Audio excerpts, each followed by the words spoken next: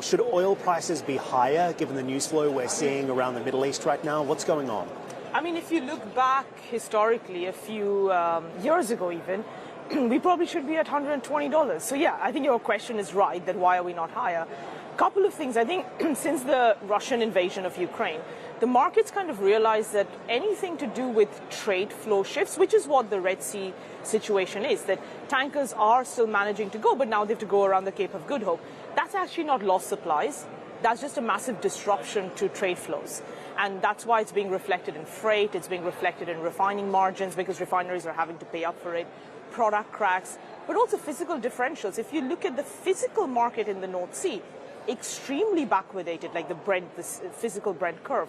So you are seeing it manifest. It's just not in the futures price that you and I look at.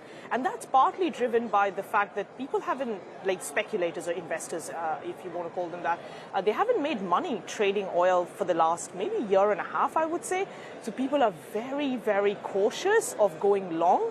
And ultimately, if you don't have people who are long, prices are just not going to go up. You know, it's fascinating because, of course, against the backdrop of the Israel-Hamas war, we have these renewed tensions in the Red Sea. I mentioned this strike in Jordan, President Biden vowing to retaliate now as well. So many other geopolitical headlines influencing the market. But from a pricing perspective of the crude and products that you're tracking right now, what is most at risk in your view?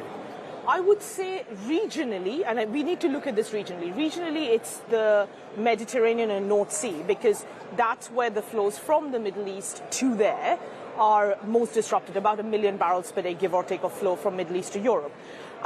From Europe to, or rather from the Atlantic Basin to Asia, that's about 600,000 barrels per day that's disrupted because Russia is continuing to flow through the Red Sea. Now, if they decide that this is too much of a risk for them and they go around the Cape of Good Hope, then that means Asian prices, Dubai prices will go up a lot. So that hasn't happened yet.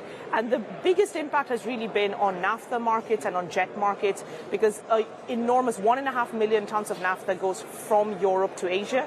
That has to go around, and jet's the other way around, Middle East to Europe. And, you know, summer jet, this is the weak period for jet demand. Summer jet is kind of ahead of us. And we think these attacks are going to go on for months. So we could see some really elevated prices into the summer.